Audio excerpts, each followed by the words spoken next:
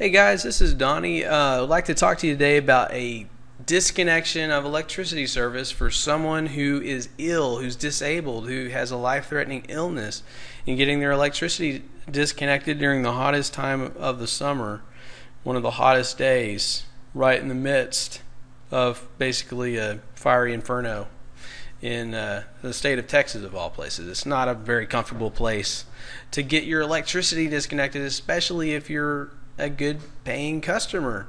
Well, this is what happened to this guy. I'm not going to name the provider, and actually I can't even really say it's the provider's fault. What ended up happening was I got an email from a guy who said that he was moving to Texas, and the prior owners of this home were to transfer the electricity service into his name, and it was supposed to be scheduled for September the 1st, 2011. That's today. Well, prior to that date, just a couple of days ago, his service was disconnected. And this guy is a cancer survivor. He's got chemo and radiation treatments in his refrigerator that he has to keep at a certain temperature.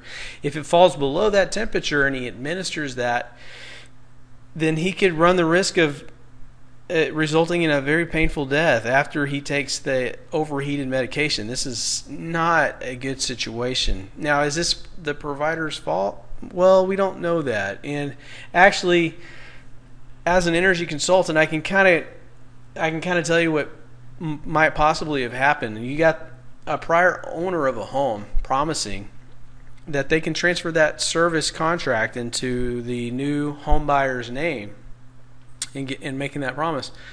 Well, who knows exactly what they said to the provider and how they, try to get that to happen, and what they may or may not have remembered. But here's what usually happens in that situation.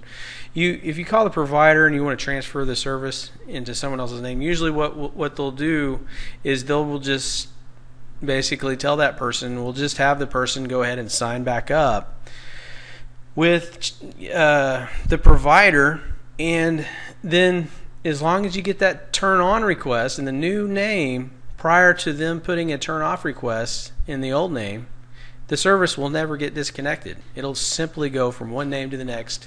The electricity will never be turned off, and everybody's happy. Well, the problem comes in where the prior owners or tenants of a home put in a turn-off request prior to the new homeowner putting in the turn-on request. If you put a turn-off request in and then you put a turn-on request back-to-back right after it, every time they're going to turn the pole and wire company is going to come out and go to the meter and turn off the electricity every time. And then they'll come back out the next day or two and turn it back on again. It's pointless, right?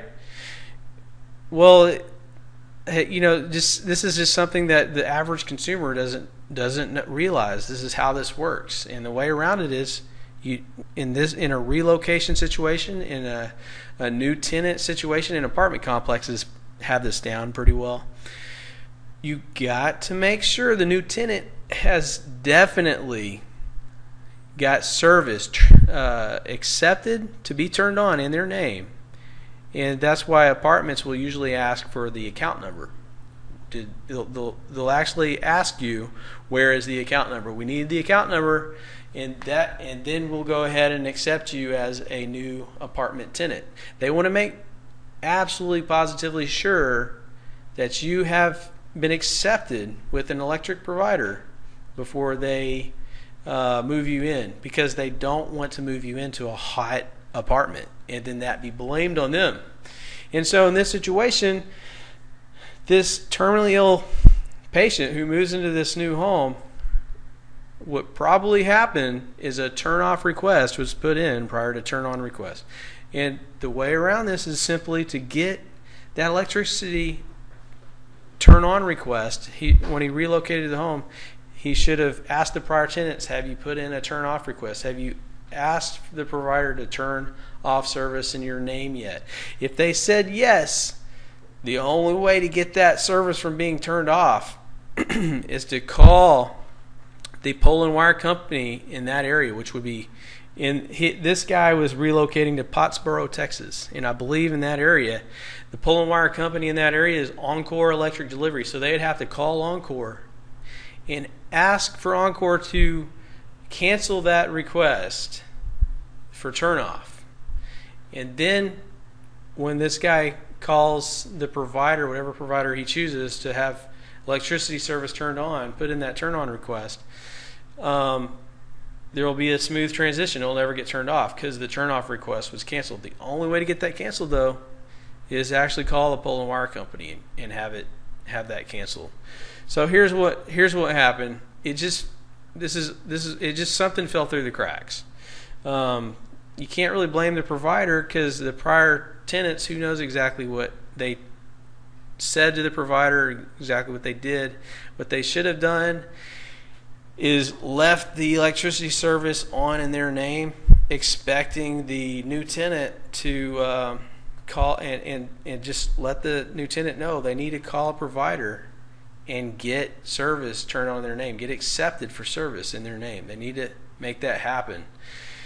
And then just they could just allow that transition to take place without ever putting a turn-off request in. Because the thing about it is, it's better to wait a week or two to make sure the new tenant has put in a turn-on request, has been accepted by a new provider, before going and calling your provider and canceling service. Because if you don't do that, you could put in that turn-off request before the tenant gets in their new service request, and then your new friend who bought your house has to move into a hot house in the hot Texas summer. It's not a good thing, especially if you're terminally ill, cancer patient.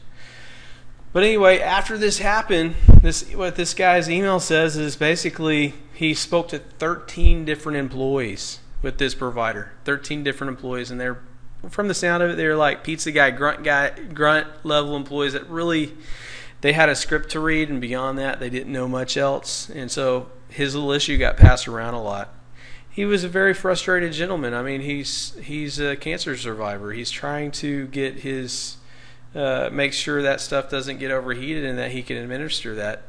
And he had to pay his deposit twice. His service got turned off, even though there was a request in to have it turned on. And so it wasn't an issue of not requesting electricity services in his name. It wasn't an issue of not paying his bill. I mean, he paid his deposit twice. Okay. There was an issue, though, after the service got turned off, in that the provider was able to find a confirmation number, but they were not able to find an account number. And so the reason he got passed around to 13 different employees was because they could not find his account number in the system. They could not guarantee that he would have service in the next couple of days. They couldn't guarantee that for him. And so here's the deal. The retail electric provider he's talking to, and he's being passed around 13 different employees, they could call Encore Electric Delivery, who that receives the turn on and turn off requests, and see if his request with that retail electric provider was put through their system, if they have it in their system. Also, they could call ERCOT, because ERCOT handles those requests too, to make sure that it's a smooth transition. They send those requests on over to Encore. And so they could, those 13 employees, one of them could have taken the time, even if it wasn't in their exact job description, to call Encore, to call ERCOT. What ERCOT stands for, the Electric Reliability Council of Texas, and they are the independent organization that handles this whole transition to a new provider. They're the ones that are supposed to make sure this happens smoothly. But like I said, if a turn-off request goes in before a turn-on, that service will get turned off before it gets turned on again. So you just want to make sure that on request is in before the off request. So anyway, this issue you may not be terminally ill, but you may face an issue where you get your electricity service turned off, and you wonder how that could be, and it's usually in the process of relocating. And the reason is a turn off request was put in before a turn on. And if you want to handle this without talking to 13 different employees at a retail electric provider and make sure exactly what's going on, go ahead and call Encore. If you're in the Dallas-Fort Worth area. If you're in the Houston area, call CenterPoint. These are the pole and wire companies. Call them and ask them, do you have a turn on request in for this address? Do you have a turn off request in for this address? Which one's in queue first? Is a turn off request in queue prior to the turn on? Because if it is, they'll come out there and turn it off, and then 2 days later they'll come on and turn it back on again. Now that's inefficient. You don't want to be in your house for 2 days with no electricity. So if that's the case and it wasn't you that put in the turn off request, you're going to have to call the prior tenant and ask them to cancel that turn off request. They'll have to call Encore and ask Encore to cancel that. So that's the workaround here, guys, so this doesn't happen to you. And maybe for some, this provider, this guy talked to 13 different employees at this provider. You would think that one of them would be trained to at least take the extra effort to call Encore and help them out a little bit, see what they can do. Like, let them hear it from the horse's mouth that Encore can or cannot do this, or they can be out there in a day or two to get that service turned on. Let them hear from the responsible party exactly what they can do. But this guy, he's been through a lot. He's sent me this email. He's been forwarding it to a lot of people. He's obviously pretty mad about this. But that is probably the situation from the best that I can understand it. And I hope this helps, the retail providers out there that are wondering, how can we make sure this doesn't happen again. And hopefully it'll help some guys out there that have had their service disconnected. And if you have any questions or comments, just feel free to comment below, and I'll be glad to answer any questions. And if I've said something that's not exactly right, I don't think I have, but if you caught something that I don't understand exactly correctly about the issue, comment below also, and I'd be glad to correct anything that I may be off on. Thanks.